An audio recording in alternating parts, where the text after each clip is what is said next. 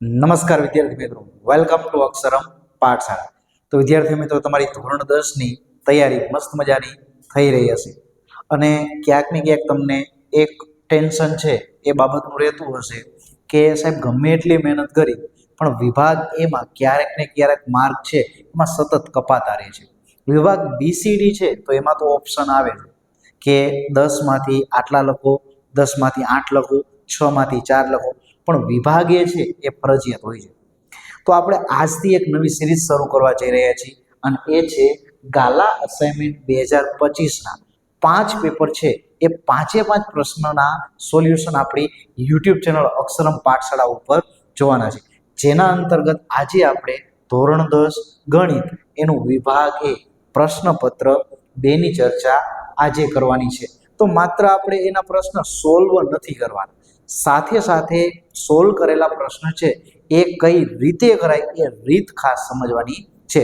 તો વધુ વાત ન કરતા શરૂઆત કરીએ. તો તમારો વિભાગ એ કુલ 24 ગુણનો હોય છે, જેના અંતર્ગત તમારે MCQ પૂછાતા હોય, ખાલી જગ્યા પૂછાતા હોય છે, ખરા ખોટા હોય છે, સાથે સાથે જોડકા અને ટૂંકા પ્રશ્ન, આવી 5 પ્રકારની વસ્તુ હોય છે. જેના અંતર્ગત સૌપ્રથમ આપણે ચર્ચા કરીએ MCQ ની. સૌપ્રથમ આપણે સમજીએ MCQ કે જે તમારે 6 જેટલા MCQ પૂછાતા હોય છે. તો સૌપ્રથમ જોઈએ પહેલો MCQ કે એક અપૂર્ણાંકના અંશ અને છેદનો સરવાળો 16 છે.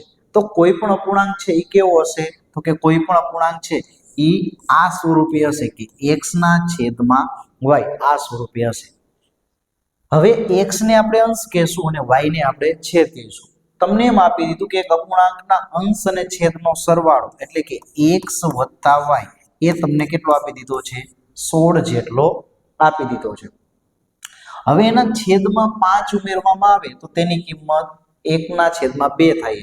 એટલે આપણો અંશ અને છેદ આવું હતું, બરાબર. હવે એમાં શું કહે છે કે એમાં જો તેના છેદમાં, તો છેદ y, આ y માં જો આપણે 5 ઉમેરીએ ને તો એની કિંમત 1/2 થાય છે.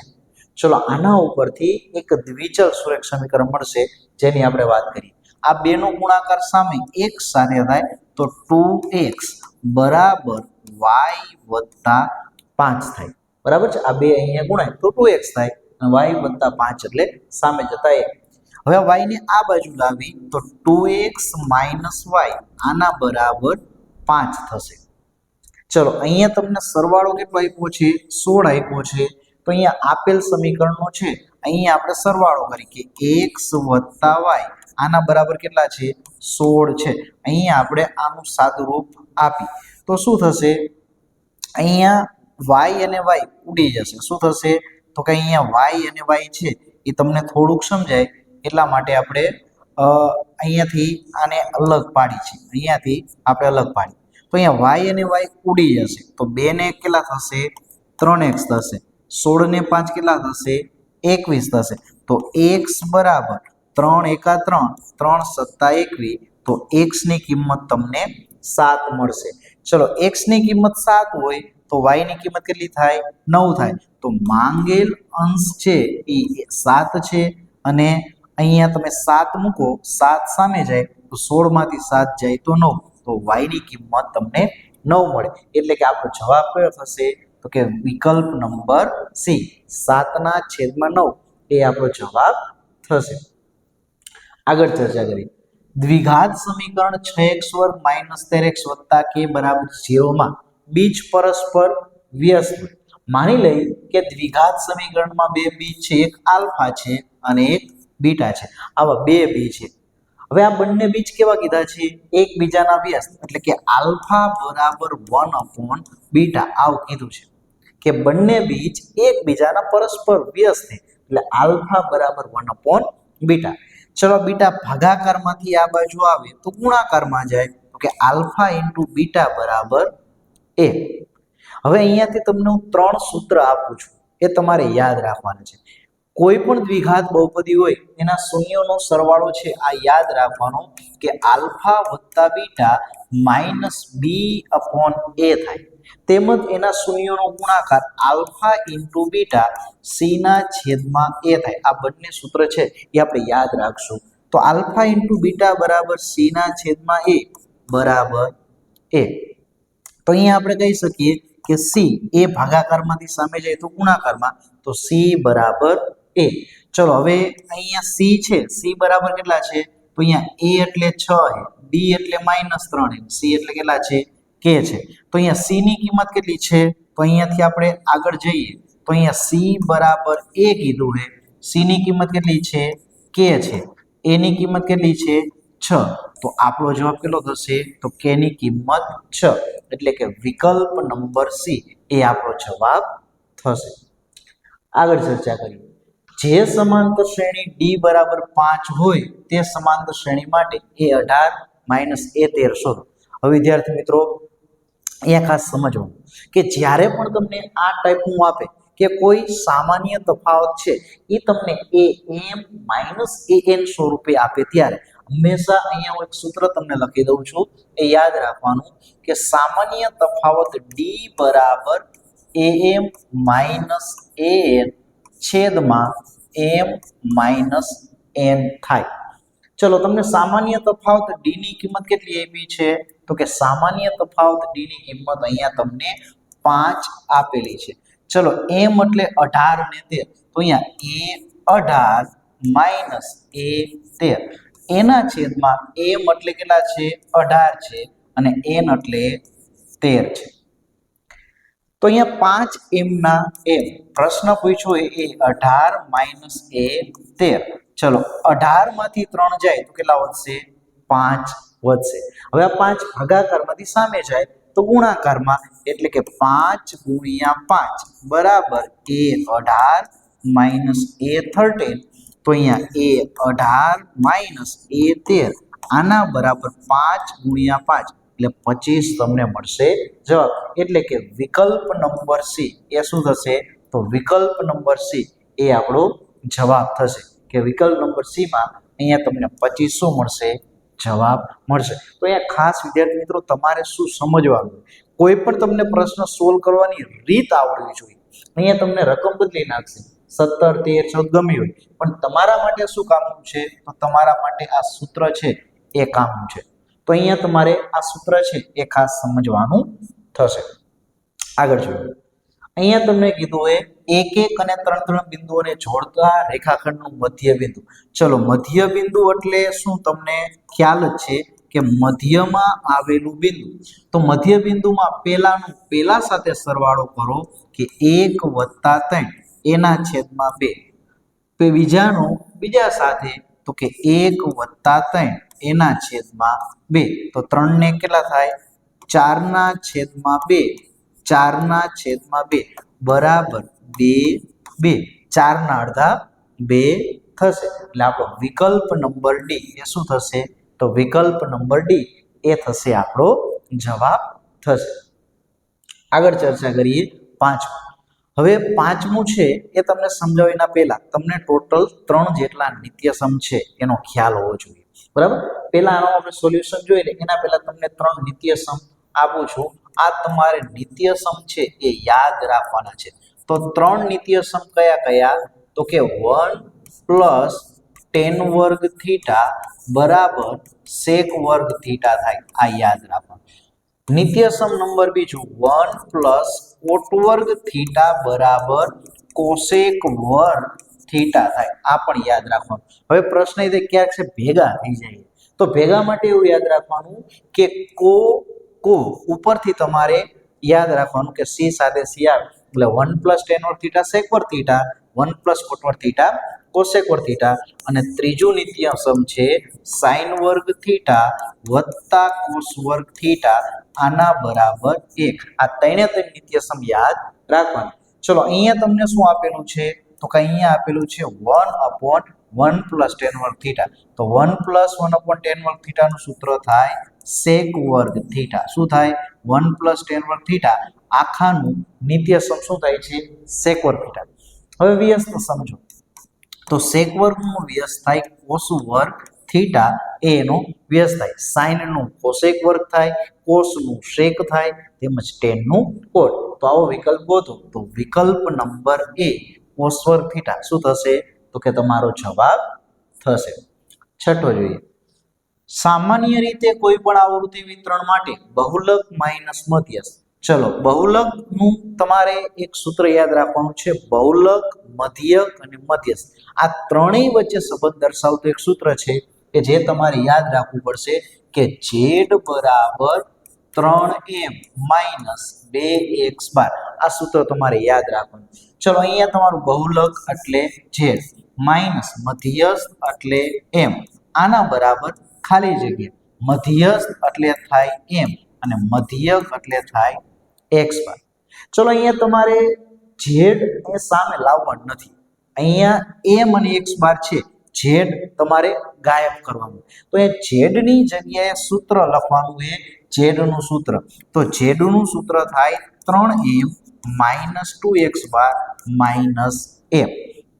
ચલો 3 માંથી m જાય તો અહીંયા વધે 2m માઇનસ 2x બાર. ચલો બંનેમાંથી બગડો કોમન નીકળે છે તો બગડો કોમન કાઢો તો m માઇનસ x બાર વધે. તો સિમ્પલ તમારે z દેખાય છે ત્યાં તમારે 3m માઇનસ 2x બાર આ સૂત્ર લખવાનું. એ સૂત્રમાંથી 3 માંથી m જાય તો 2m વધે માઇનસ 2x બાર. બંનેમાંથી બગડો કોમન કાઢો તો અહીંયા m માઇનસ x બાર બરાબર કેટલા મળશે? 2 મળશે. એટલે કે વિકલ્પ નંબર બી એ થશે તમારો જવાબ થશે. ખાસ સમજો. તો આ હતા વિકલ્પ. આગળ ચર્ચા કરીએ કે નીચેના વિધાનો સાચા બને એ રીતના કૌંસમાં આપેલી ખાલી જગ્યા પૂરો. તો એ કેટલી પૂછાતી હોય છે કે 7 થી 12 એટલે 6 જેટલી ખાલી જગ્યા પૂછાતી હોય છે કે જેમાં તમારે 3 વિકલ્પ હોય છે. તો સમજીએ. વિકલ્પ ખાલી જગ્યામાં તમને કીધું છે નાનામાં નાની અવિભાજ્ય સંખ્યા. ચલો તમને થોડો કન્સેપ્ટ સમજાવો. બરાબર, આપણે ગોખતા નથી, તમને થોડો કન્સેપ્ટ સમજાવતો જાઉં કે જેથી તમને પ્રશ્ન ટ્વિસ્ટ કરીને બદલાવે તો પણ તમને સમજાય. અહીંયા કીધું છે અવિભાજ્ય સંખ્યા અને વિભાજ્ય સંખ્યા. તો અહીંયા તમારે યાદ રાખવાનું છે કે એક છે ને એ વિશિષ્ટ સંખ્યા છે. એક છે ને એ કેવી છે? વિશિષ્ટ છે. એટલે એક વિભાજ્ય નથી અને અવિભાજ્ય પણ નથી. ત્યારબાદ 2 છે તો આ 2 છે ને એ અવિભાજ્ય સંખ્યા છે. 2 કેવી છે? અવિભાજ્ય છે. પછી 3 છે તો 3 પણ કેવી છે? અવિભાજ્ય છે. પછી 4 છે ને તો આ 4 છે એ કેવી છે? વિભાજ્ય સંખ્યા છે. 5 છે એ અવિભાજ્ય છે. 6 વિભાજ્ય, 7 અવિભાજ્ય, 8 વિભાજ્ય, 9 વિભાજ્ય, 10 વિભાજ્ય. હવે તમે થોડોક સમજવાનો પ્રયત્ન કરો તો તમને કંઈક દેખાશે. અહીંયા વિભાજ્યનો અર્થ થાય કે જેનું વિભાજન થઈ શકે. તો અહીંયા જો 4 નું વિભાજન 2 દુ 4 થાય. અહીંયા 6 નું 2 તરી 6 થાય. 4 દુ 8 થાય, 3 તરી 9 થાય, 5 દુ 10 થાય. પણ અહીંયા છે ને 3 અને 5 7 એનું વિભાજન થતું નથી અથવા તો એને 2 કરતા વધુ અવયવ નથી. તો હવે અહીંયા તમે સમજો નાનામાં નાની અવિભાજ્ય સંખ્યા. તો નાનામાં નાની અવિભાજ્ય સંખ્યા 2 અને નાનામાં નાની વિભાજ્ય સંખ્યા કેટલી છે?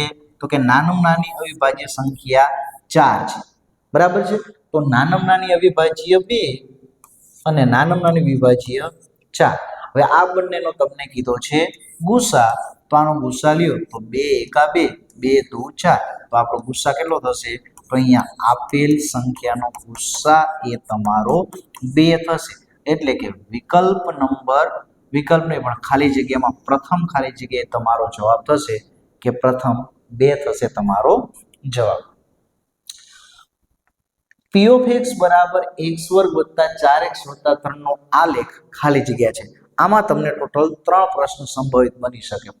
પહેલો પ્રશ્ન તમને જો આવી રીતના આપે કે p of x બરાબર તમને આપે છે 3x વત્તા 7, 3x વત્તા 7. તો આને સુરેખ બહુપદી કહેવાય. સુરેખ બહુપદી છે એનો આલેખ એ કેવો હોય છે? તો સુરેખ બહુપદીનો આલેખ એ રેખા હોય છે. સુરેખ બહુપદીનો આલેખ રેખા હોય છે. ચલો રેખા. તો અહીંયા તો તમને દ્વિઘાત બહુપદી આપી છે. તો દ્વિઘાત બહુપદી હોય એના અંતર્ગત તમારો આકાર છે પરવલય હોય. પણ કઈ રીતના પરવલય હોય આપણે સમજીએ. ઉદાહરણ તરીકે એક ઉદાહરણ લો 6x વર્ગ માઇનસ 3x માઇનસ 9 અને એક ઉદાહરણ લઉં છું p of x બરાબર માઇનસ 3x વર્ગ વત્તા 4x વત્તા 11.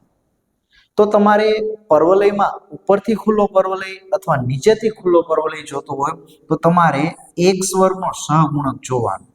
જો x વર્ગનો સહગુણક ધન હોય, x વર્ગનો સહગુણક કેવો હોય કે x વર્ગનો સહગુણક ધન હોય તો જવાબ આવશે ઉપરથી ખુલ્લો પર્વલય, ઉપરથી ખુલ્લો પર્વલય. અને જો અહીંયા તમારો x વર્ગનો સહગુણક ઋણ હોય તો જવાબ આવશે નીચેથી ખુલ્લો પર્વલય, નીચેથી ખુલ્લો પર્વલય. એ થશે તમારો જવાબ. તો અહીંયા તમને x વર્ગનો સહગુણક છે એ કેવો આપ્યો છે? ધન આપ્યો છે. એટલે આપણો જવાબ શું થશે? તો કે આપણો જવાબ થશે ઉપરથી ખુલ્લો પર્વલય. એ શું થશે? તો કે આપણો જવાબ થશે. અમારે આકૃતિ સમજવી હોય તો કે આને ઉપરથી ખુલ્લો પર્વલય કહેવાય. જ્યારે આ જે છે એને શું કહેવાય? તો કે આને નીચેથી ખુલ્લો પર્વલય કહી શકાય. 9મી ખાલી જગ્યા. જાન્યુઆરી મહિનામાં 5 રવિવાર હોય તેની સંભાવના ખાલી જગ્યા થાય. ચલો હવે તમારે સમજવાનું છે કે જાન્યુઆરી મહિનો, બરાબર છે? જાન્યુઆરી મહિનો, તો જાન્યુઆરી મહિનો છે એ કેટલા દિવસનો હોય? તો કે જાન્યુઆરી મહિનો 31 દિવસનો હોય. તો 31 દિવસ કઈ રીતના હોય? તો કે 7 દિવસ 4 એટલે 7 × 4 = 28 એટલે 4 અઠવાડિયા હોય. તો વધારાના કેટલા દી આવ્યા? તો કે વધારાના દિવસો 3 આવ્યા. કેટલા આવ્યા? 3 છે ને એ શું છે? વધારાના દિવસો છે. તો ઉપર આવશે શક્ય પરિણામમાં વધારાના દિવસો છેદમાં કુલ વાર 7. તો અહીંયા માંગેલ સંભાવના 3/7 તો 3/7. તો આ થશે આપણો જવાબ 3/7. બરાબર છે? તમને ફેબ્રુઆરીનું કે માર્ચનું કે એપ્રિલનું કે તો તમારી મહિનાની સંખ્યા ગણી લેવાની કે મહિનામાં કેટલા દિવસ આવે અને એમાં વધારાના દિવસ કેટલા છે એના ઉપરથી નક્કી થશે. 10. જો sin આલ્ફા બરાબર 1/√2 cot બીટા બરાબર 1 તો આલ્ફા વત્તા બીટા કેટલું થાય? તો મિત્રો યાદ રાખો sin આલ્ફા બરાબર 1/√2 તો અહીંયા આલ્ફા બરાબર 45 અંશ થશે. sin 45 અંશની કિંમત 1/√2 થાય. આ યાદ રાખવાની કોષ્ટક ઉપરથી તમારે યાદ રાખવી પડે. એટલે પરીક્ષામાં તમારે સૌપ્રથમ ત્રિકોણમિતિનું કોષ્ટક બનાવવું પડે.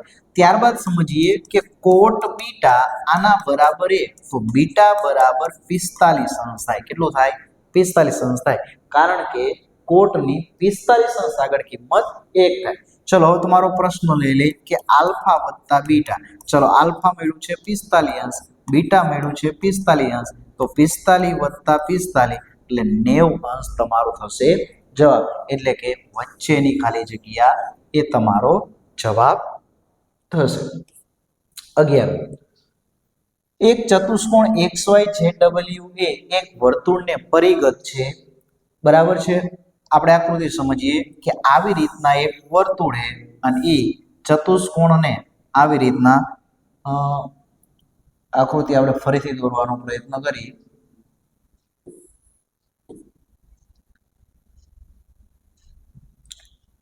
આવી રીતના માની લ્યો કે એક વર્તુળ છે, બરાબર? હવે એને ચતુષ્કોણ છે આવી રીતના સ્પર્શ કરે છે. એક ચતુષ્કોણ છે એને આવી રીતના સ્પર્શ કરે તો આને વર્તુળને પરિગત છે એમ કહેવાય. ચલો આનું નામ શું છે? તો કે XYZW આનું નામ છે. માપ શું આપ્યા છે કે XY ની કિંમત 13.8 આપી છે, YZ ની કિંમત કેટલી આપી છે? 10.7 આપી છે, WZ ની કિંમત 7.5 આપ્યો છે. પ્રશ્ન પૂછ્યો છે XW કેટલા? તો એક ચતુષ્કોણ વર્તુળને પરિગત હોય ને ત્યારે સામસામેની બે બાજુનો સરવાળો કરો ને એ સમાન હોય. એટલે આ બે બાજુનો સરવાળો અને આ બે બાજુનો સરવાળો સમાન હોય. એટલે કે અહીંયા છે ને આવું થાય કે XY વત્તા WZ આના બરાબર XW વત્તા YZ થાય. ચલો XY ની કિંમત કેટલી છે? તો કે XY ની કિંમત 13.8 છે. ચલો WZ ની કિંમત કેટલી છે? તો એની કિંમત 7.5 છે. XW ની કિંમત કેટલી છે? તો કે આપણે શોધવી છે અને YZ ની કિંમત કેટલી છે? 10.7 છે. ચલો બેનો કરીએ સરવાળો. તો 8 ને 5 13 વધી આવશે 1 7 ને 1 8, 8 ને 3 11, વધી આવશે 1 ને 1 2, 21.3 બરાબર XW વત્તા 10.7. આ ભાઈને આ બાજુ આવવા દીધો તો 21.3 માઇનસ 10.7 આના બરાબર XW થશે.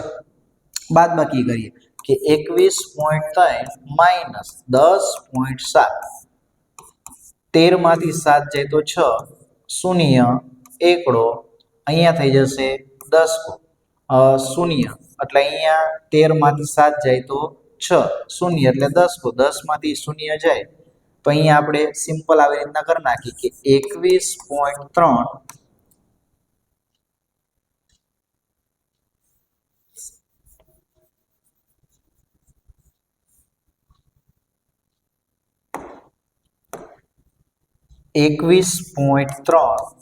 એમાંથી આપણે બાદ કરીએ 10.7.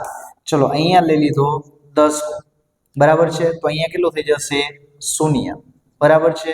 તો હવે દસકામાંથી અહીંયાથી શૂન્ય થાય તો આગળનું એક બાદ કરવું પડે તો 13 માંથી 7 જાય તો 6 બરાબર છે. અહીંયા શૂન્યમાંથી શૂન્ય જાય તો શૂન્ય અને અહીંયા મળશે 1 એમના એમ તો 10.6. તો અહીંયા XW બરાબર તમને મળશે 10.6. તો આ થશે આપણો જવાબ એટલે કે 10.6 એ શું થશે તો કે આપણો જવાબ થશે. આગળ જોઈએ પ્રથમ n પ્રાકૃતિક સંખ્યાઓનો મધ્યક ખાલી જગ્યા થાય તો અહીંયા મધ્યક ક પૂછ્યો છે તો અહીંયા આ મધ્યકનું સૂત્ર છે ને એ તમારે 10માં ક્યાંય નથી આવતું. મધ્યકના 3 સૂત્ર આવે છે પણ એ સૂત્ર અહીંયા એ સૂત્રનો ઉપયોગ નથી. તો ધોરણ 9 નો જૂનો અભ્યાસક્રમ હતો ને એના અંતર્ગત આવતું કે મધ્યક x બાર બરાબર સિગ્મા xi છેદમાં n.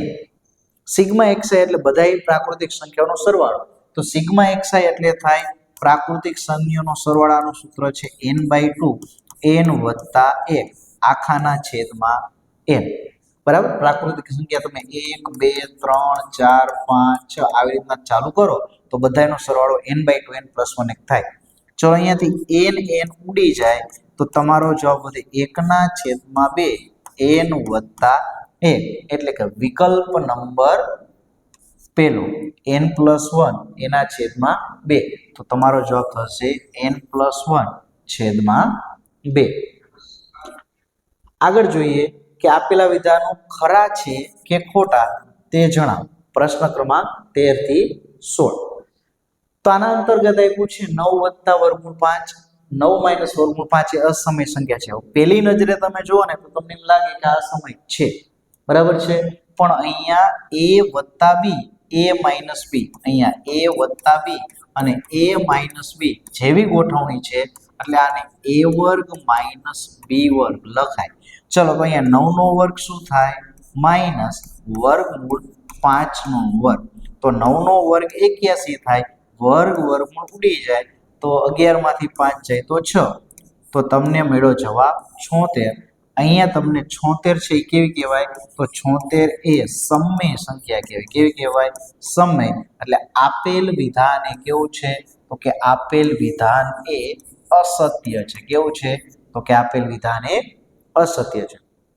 આગળ જોઈએ n ઘાતવાળી અહીંયા પાને પણ n ઘાતવાળી બહુપદીને મહત્તમ n + 1 શૂન્ય હોય છે તો આપેલ વિધાન એ કેવું છે અસત્ય છે અને સાચો જવાબ શું હોય છે તો કે n ઘાતવાળી બહુપદીને મહત્તમ વધુમાં વધુ કેટલા તો કે n જેટલા શૂન્ય હોય છે. કેટલા હોય છે તો કે n જેટલા શૂન્ય હોય છે. 15 સમીકરણ 3y - 8 = 7 નો આલેખ x અક્ષને સમાંતર રેખા છે તો આપેલ વિધાને કેવું છે તો કે સત્ય છે. સમજવાનું કે જે રેખાનો x યામ 0 હોય ને x યામ 0 એ આલેખ હંમેશા x અક્ષને સમાંતર હોય. અથવા તમે એવું પણ વિચારી શકો કે 3y = 7 + 8 આ 8 સામે ગયા તો 3y = 15 તો y = 3 × 5 = 15 એટલે y ની કિંમત કેટલી મળી 5 મળી. તો અહીંયા તમે ગ્રાફ દોરો તો અહીંયા 1 2 3 4 5 આ x યામ કયો આને તમે y એમ કહો, આને 1 2 3 કહો. તો y ની કિંમત છે ને એ હંમેશા 5 લેવાની. y ની કિંમત હંમેશા કેટલી લેવાની? 5 લેવાની. અહીંયા yx છે ને આની કિંમત 5. પછી અહીંયા તમે કોઈ પણ લઈ શકો 1 2 3 4 5. તો આવી રીતના તમે ગ્રાફ દોરો ને તો એ હંમેશા એક અક્ષને કેવો મળે? સમાંતર મળે. પ્રયોગની બધી જ પ્રાથમિક ઘટનાઓનો સંભાવનાનો સરવાળો 1 થાય છે. તો આપેલ વિધાન કેવું છે? તો કે આપેલ વિધાન એ સત્ય છે. કેવું છે? તો કે આપેલ વિધાન એ સત્ય છે. તમામ પ્રાથમિક ઘટનાઓનો સંભાવનાનો સરવાળો 1 જ થાય છે. આગળ જોઈએ પ્રશ્ન ક્રમાંક 17 થી 20. તો અહીંયા તમને પ્રશ્ન પૂછ્યા છે એક વાક્ય, શબ્દ કે અંકમાં તમારે જવાબ આપવાનો છે. જોઈએ 17મો પ્રશ્ન. તમને કીધું છે એક સમાંતર શ્રેણીના ક્રમિક પદો હોય તો k ની કિંમત શોધો. જો સમાંતર શ્રેણીમાં આપેલ પદો હોય ને તો બીજા પદમાંથી પ્રથમ બાદ કરો અને તમે ત્રીજામાંથી બીજું બાદ કરો, એ બંનેનું મૂલ્ય કેવું મળે? સમાન મળે. એટલે કે અહીંયા k + 7, આમાંથી તમે k - 3 બાદ કરો ને તો અહીંયા તમને 2k + 7 2k + 7 માઇનસ k + 7 જેટલું મળે. બાદબાકી કરીએ. ચલો અહીંયા બાદબાકી કરીએ તો k + 7 minus k minus minus plus 3k, 2k + 7 minus k minus 7. ચલો k માંથી k જાય એટલે આ ભાગ થશે કેન્સલ. 7 ને 3 કેટલા થશે? 10. ચલો 2k માંથી k જાય તો k, અહીંયા 7 7 શું થશે? કેન્સલ. તો k ની કિંમત કેટલી મળશે? તો k ની કિંમત તમને 10 મળશે. તો અહીં k બરાબર કેટલા મળશે? 10 મળશે. આગળ જોઈએ. જો ત્રિકોણની બાજુ 12 સેમી, 35 સેમી અને 7 સેમી હોય તો એના અંતઃવૃત્તની ત્રિજ્યા શોધો. તો અંતઃવૃત્ત કહેવાય કોને? તો મિત્રો યાદ રાખજો, આવી રીતના કોઈ વર્તુળ હોય અને એ કાટકોણ ત્રિકોણની આવી રીતના બધી બાજુઓને સ્પર્શ કરતું હોય, બધી બાજુઓને આવી રીતના સ્પર્શ કરતું હોય અને આવી જે રચના બને એને અંતઃવૃત્ત અથવા તો અંતઃવર્તુળ કહેવાય. આનું નામ માની લો કે ABC આપી દે. તો કાટકોણ ત્રિકોણમાં સૌથી મોટી બાજુ એને કર્ણ કહેવાય. તો કર્ણની કિંમત કેટલી આપી છે? તો કે કર્ણની કિંમત 37 આપી. બાકીની બે બાજુ ગમે આ લખી શકો. તો અહીંયા 12 અને 35 લખી દો. હવે માની લ્યો કે આનું કેન્દ્ર O છે, તો O એ આપણને પૂછ્યું છે O થી A. તો અંતઃવૃત્તની ત્રિજ્યાનું સૂત્ર તમને કહું છું, યાદ રાખજો કે કોઈ પણ વર્તુળની અંતઃવૃત્તની ત્રિજ્યા બરાબર તમારે આ બે બાજુનો સરવાળો કરવાનો. એટલે કે AB + BC, એમાંથી તમારે કર્ણ બાદ કરવાનો અને આખાના છેદમાં 2. એટલે કે કાટખૂણો બનાવતી બે બાજુના સરવાળામાંથી તમારે કર્ણ કરવાનું બાદ. ચલો તમને કિંમત આપી છે AB આપી છે 12, BC આપી છે 35 અને એમાંથી તમારે કર્ણ 37 કરવાનું છે બાદ આખાના છેદમાં 2. ચલો સરવાળો કરો. 35 2 37 47. તો 47 માંથી 37 બાદ કરીએ અને એના છેદમાં 2. ચલો 47 માંથી 37 બાદ કરીએ તો 10. 10/2. તો 10/2 એટલે કેટલા મળશે? તો કે 5 મળશે. તો અહીંયા અંતઃવૃત્તની ત્રિજ્યા કેટલી થશે? તો અંતઃવૃત્તની ત્રિજ્યા એ 5 છે. તમારો જવાબ થશે. આગળ ચર્ચા કરીએ. 19મો. P of A minus P of A bar બરાબર 0.2. ચલો અહીંયા તમને આપી દીધું છે કે P of A minus P of A bar બરાબર 0.2. હવે તમને એક નિત્યસમ ખબર છે કે P of A વત્તા P of A bar બરાબર 1 થાય. શા માટે? તો કે ઘટના અને એની પૂરક ઘટના P of A અને P of A bar નો સરવાળો 1 થાય. તો હવે અહીંયા તમે લોભની રીતે ઉકેલો. તો અહીંયા પ્લસ અને માઇનસ આ બે ભાગ શું થશે? કેન્સલ થશે. P of A વત્તા P of A એટલે 2P of A બરાબર 1 વત્તા 0.2 એટલે 1.2. તો P of A બરાબર 1.2 ના અડધા અને 12 સમજો તો 12 ના અડધા કેટલા થાય? તો 12 ના અડધા 6 થાય. એમાં 1 પોઈન્ટ કાપવાનો. તો P of A ની કિંમત કેટલી થશે? તો અહીંયા પી ઓફ એની કિંમત 0.6 થશે. તો અહીંયા તમને આ સૂત્ર છે એ ખબર હોવી જોઈએ કે પી ઓફ એ અને પી ઓફ એ બાર છે આ બંનેનો સરવાળો 1 થાય. 20મો, કોઈ પણ વર્ગ છે એની મધ્ય કિંમત એટલે એની મધ્યમાં આવેલી કિંમત. તો મધ્ય કિંમતનું સૂત્ર શું છે? તો કે મધ્ય કિંમતનું સૂત્ર છે આ બંનેનો કરવાનો સરવાળો અને એના ભાગાકારમાં 2. તો 40 ને 30 70 અને આ 70 ના અડધા, તો 70 ના અડધા કેટલા થાય? 35 થાય. તો અહીંયા માંગે મધ્ય કિંમતની કેટલી કિંમત હશે? તો કે 35 થશે. તો આ હતા આપણા 20 પ્રશ્ન. છેલ્લા જોઈએ 21 થી 24 નીચે આપેલા જોડકા. તો તમારે 2 જોડકા પૂછાય. એ જોડકા જનરલી તમને સૂત્ર સ્વરૂપે પૂછાતા હોય છે. કઈ રીતના? તો કે સૂત્ર સ્વરૂપે પૂછાતા હોય છે. ચલો, ગોળો છે એની વક્ર સપાટીનું ક્ષેત્રફળ. તો ગોળાની વક્ર સપાટીનું ક્ષેત્રફળ થાય 4πr². એટલે પહેલામાં શું આવશે? તો કે પહેલામાં c આવશે. નળાકારની વક્ર સપાટીનું ક્ષેત્રફળ થાય 2πrh. ચલો અહીંયા તમને થોડીક હિન્ટ આપી દઉં કે નળાકારના તમને 3 સૂત્રની વાત કરું તો નળાકારની વક્ર સપાટીનું સૂત્ર થાય 2πrh. આ યાદ રાખજો. આ સૂત્ર નંબર 1. સૂત્ર નંબર 2, કુલ પૃષ્ઠફળ તમને પૂછે તો એ થાય 2πr h વત્તા r. આ યાદ રાખજો. અને ત્રીજું, જો તમને એનું ઘનફળ પૂછે તો નળાકારનું ઘનફળ એ πr² h જેટલું થાય. આ હતા નળાકારના સૂત્ર. હવે ગોળાની વાત કરીએ તો ગોળાના તમારે ટોટલ 2 સૂત્ર યાદ રાખવાનું. ગોળાનું જો તમને ક્ષેત્રફળ કે તો ગોળાનું ક્ષેત્રફળ થાય 4πr². અને જો તમને ગોળાનું ઘનફળ કે તો ગોળાનું ઘનફળ એ 4/3 πr ઘન જેટલું થાય. તો આ તમારે બધા જ સૂત્ર છે એ તમારે યાદ રાખવા પડશે, કેમ કે પરીક્ષામાં તમારે અવારનવાર પૂછાતા હોય છે. છેલ્લું જોડકું જોઈએ કે r ત્રિજ્યાવાળા વર્તુળની a લંબાઈવાળા ચાપ દ્વારા બનતા વૃત્તાંશનું ક્ષેત્રફળ કેટલું? તો એનું સૂત્ર છે 1/2 r l. વર્તુળનો પરિઘ, તો વર્તુળના પરિઘનું સૂત્ર છે 2πr. તો અહીંયા તમને આના પણ 2 સૂત્ર તમને આપી દઉં કે વર્તુળ છે, વર્તુળનું જો તમને પરિઘ પૂછાય તો વર્તુળના પરિઘના 2 સૂત્ર. વર્તુળનો પરિઘનું સૂત્ર એક 2πr અને બીજું છે πd. બરાબર છે? વર્તુળનો પરિઘ એટલે વર્તુળની સંપૂર્ણ લંબાઈ. બરાબર છે? જો તમને વર્તુળનું ક્ષેત્રફળ પૂછાય તો વર્તુળના ક્ષેત્રફળના 2 સૂત્ર, એક છે πr² અને બીજું સૂત્ર છે πd²/4.